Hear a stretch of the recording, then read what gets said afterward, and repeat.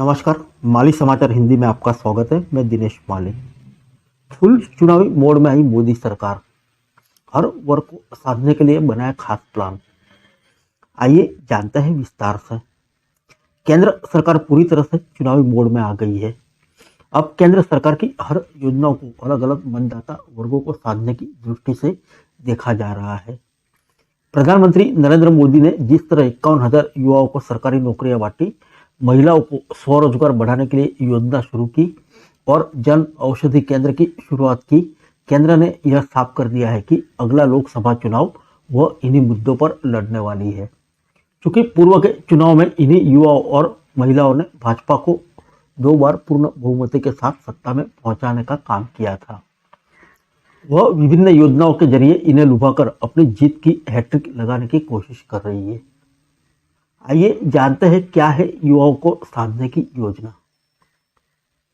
भारतीय निर्वाचन आयोग के आंकड़े के अनुसार वर्ष 2019 के लोकसभा चुनाव में लगभग 1 करोड़ से अधिक मतदाताओं ने पहली बार मतदान किया था। 2014 के लोकसभा चुनाव के 18 से 25 वर्ष के बीच के 34% युवा मतदाताओं ने भाजपा को वोट किया था। 2019 के लोकसभा चुनाव में यह आंकड़ा और ज्यादा बढ़ गया और ये 41% तक पहुंच गया। अनुमान है कि 2021 में देश में 29 वर्ष या इससे कम आयु के युवाओं की आबादी की कुल जनसंख्या लगभग 53% थी।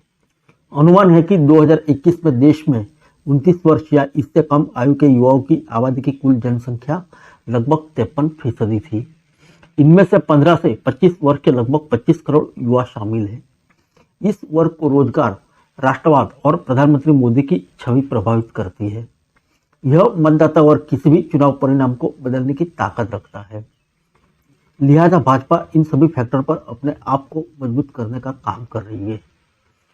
प्रधानमंत्री मोदी ने लगभग 51,000 युवाओं को नियुक्ति पत्र बांटे हैं। रोजगार मेले के माध्यम से अब तक 10 लाख युवाओं को सरकारी नौकरियों में नियुक्ति दी जा चुकी है। मोदी की इस कोशिश को सीधे तौर पर लोकसभा चुनाव में युवाओं को आकर्षित करने के प्रयास के तौर पर देखा जा रहा है। आइए जानते हैं क्या है महिलाओं को साधने की कोशिश। प्रधानमंत्री नरेंद्र मोदी सदैव महिलाओं को आगे बढ़ाने की वकालत करते हैं। वे हर मंच पर महिलाओं को ज्यादा से ज्यादा भागीदारी देने की कोशिश भी करते हैं।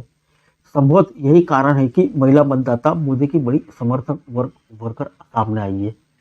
2019 के लोकसभा चुनाव में 34% परिवारों को उज्ज्वला योजना का लाभ मिला था।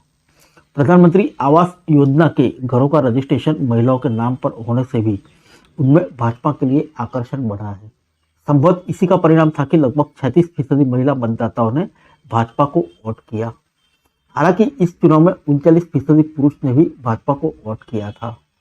इस बार भाजपा ने महिला आरक्षण कानून पास करने के साथ साथ महिला राष्ट्रपति बनाने और सेना के प्रमुख अंगों में महिलाओं को अवसर देने जैसी ऐतिहासिक पहल भी की है। इससे भी महिलाओं के बीच मोदी की लोकप्रियता बढ़ सकती है। छोटी दुकानें, ठेले लगाकर छोटे छोटे रोजगार करने वाली महिलाओं को भी लोन मिलने से भी उसे लाभ मिल सकता है।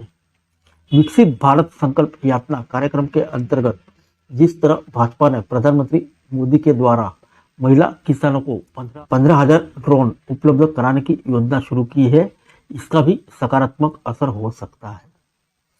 फिर मिलेंगे अगले बुलेटिन में अन्य किसी खबर के साथ। तब तक के लिए इजाजत दीजिए। नमस्कार।